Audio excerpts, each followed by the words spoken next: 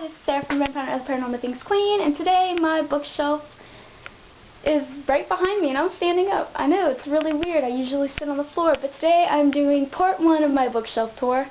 My bookshelf tour will probably run at least 3 parts. I have a lot of bookshelves and a lot of things to show, so let's get started. This is my first bookshelf that I have ever owned, and it is a very big bookshelf. It has seen a lot of books come and go, and at the top I have my favorite paranormal romance series in the adult genre, and I put up all my mass market paperbacks up at the top because it leaves more room at the bottom for all my bigger books. I have Fantasy Lover by Sherilyn Kenyon, Kiss of the Night, Unleash the Night, Dark Side of the Moon, and The Dream Hunter. And I don't own my favorite book of this series, which is the book that centers around Zarek, but I do really love this series. Then next I have the starts to my introduction to the paranormal romance world, and I have Carolyn Sparks, which I have Be Still, My Vampire Heart. Sorry, I'm really short and it is hard to get on my tippy toes to do this. All I Want for Christmas is a Vampire, which is my second favorite of the series. Secret Life of a Vampire, and my all-time favorite paranormal romance novel, Vampire and the Virgin, which you can tell I have read a lot because this actually was not a used book when I got it. It was new, and I read it at least 5 times since I have read it. Eat, Pray, Love. And then I also have Vampire Mine, Sexiest Vampire Alive, and When an Undead Are Alive. And as of the end of 9th grade year, which was like 2 years ago, I read Halfway to the Grave, the first book in the Night Hunter series by Janine Frost, and I really enjoyed it, but I have yet to read the second book because it is so hard to find. Next up, I have my coveted Lisa Kleypas novel, the first in the Hathaway series, Mine Till Midnight. And this is one of my favorite historical romance series ever, and she is just such an amazing writer, and I love her. She was so nice when I met her. Then I have my coveted Vampire Academy and Bloodlines books, and I have the original first 3 covers in the Vampire Academy series. I know nobody really sees that cover anymore, but wait, have you ever even seen this cover? Or maybe have you seen this cover? And it's those are kind of horrible, but Shadowkiss, this is my favorite in the series. And then I have Blood Promise, which is my favorite cover of the novel, and you can see my LGPC Color Guard Award hanging in the way, getting always in the way of my bookshelf tour. Spirit Bound, the 5th book in the series. And last, Sacrifice, the final book in the Vampire Academy series. And the porn cover, as I call it. Then we have the opening to the Bloodlines series, which is a spin-off to the Vampire Academy featuring Sydney Sage and Adriana Vishkobov. And I love these books. I think sometimes I love them more than the Vampire Academy series. Then I have the Golden Lily, the Indigo Spell, and the Fiery Heart. And then I have one of my new recent favorites that I have just discovered this March, The Winter's Curse by Marie Rutkovsky, and the sequels have yet to even have titles yet, I think, and they're just so amazing, and I love them, and I can't wait. Then I have my Lux novels. This one is signed because I met Jennifer Ormantrout, and it's Obsidian, and I love those books. I read them in like 2 days. Onyx, the sequel. Opal, the 3rd book in the Lux series. And Origin, also signed and highly coveted because of reasons. And then I have my beautiful Daughter of Smoke and Bone books, but I do not own the 1st book in the series because I got it from the library, but I have my favorite book in the series, Days of Blood and Starlight, and it is so beautiful, and it's just such an amazing book, and I love it to bits and pieces. I highly recommend it if you are into wars, because it's a pretty brutal series. And Dreams of Gods and Monsters, which is on a beautiful cover, and I just love the spines and how they look right there. Then on the second shelf, my mass market paperback area continues with my coveted The Hathaways series, when my favorite book, Married by Morning, because it's just so perfect, and it is also signed, and my gosh, Lisa Kleypas was the first writer I've ever met, and she was just so perfect. Then I have Love in the Afternoon, which is the last book in the Hathaway series. I only own 3 books of the Hathaway series, but there are 5.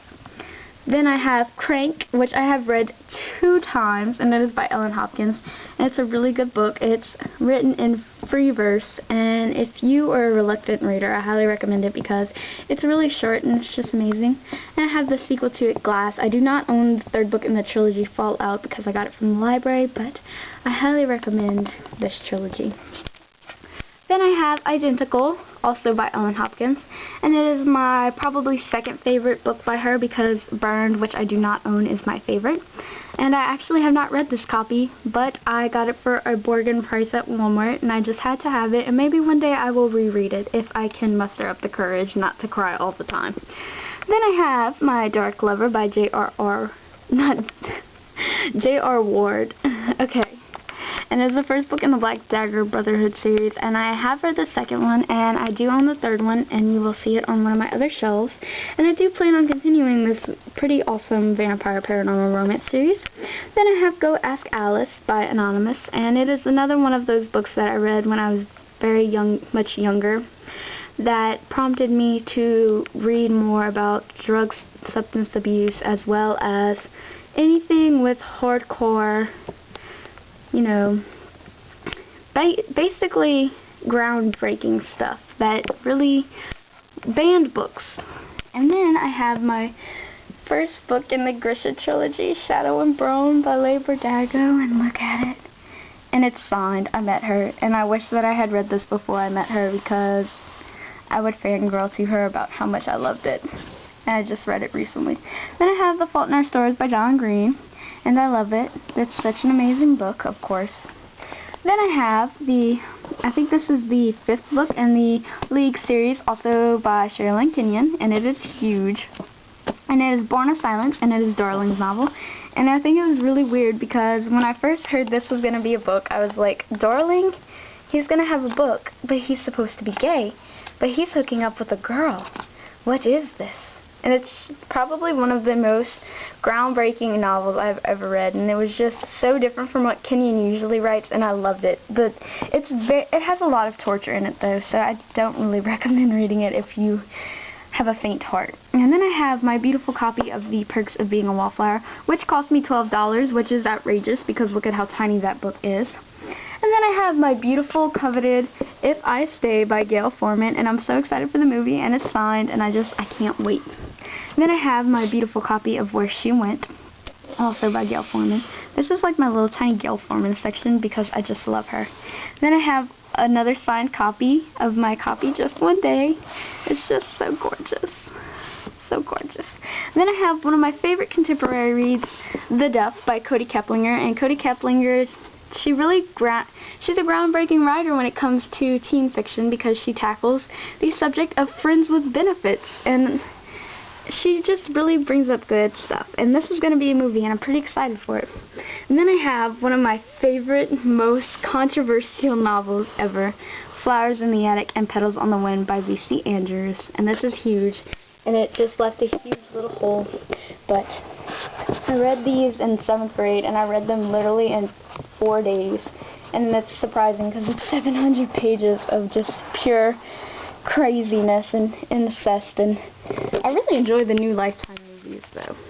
And then I have Forbidden by Tabitha Suzuma, another incest novel. How weird how they end up together, huh? But this is an amazing tale, and I highly recommend it. Even if you think, ew, incest, it's more of, how could you, Suzuma, how could you? And then I have This Is Not a Test by Courtney Summers, and this is the only Summers novel I own, and it's so beautiful, and I just love it. And Summers happens to be one of my favorite contemporary writers, but this is not really contemporary. It is contemporary / zombie, and it is just so amazing. I highly recommend Summers' works. Then I have my Divergent trilogy, my very beat-up copy of Divergent, because I had to carry it around in my school backpack for about 3 months, because this was the novel I read for English. Then I have my copy of Insurgent, which is taken highly better care of, and also my copy of Allegiance. And then I have a beautiful box set Oh my god, it's so stuck in there. My book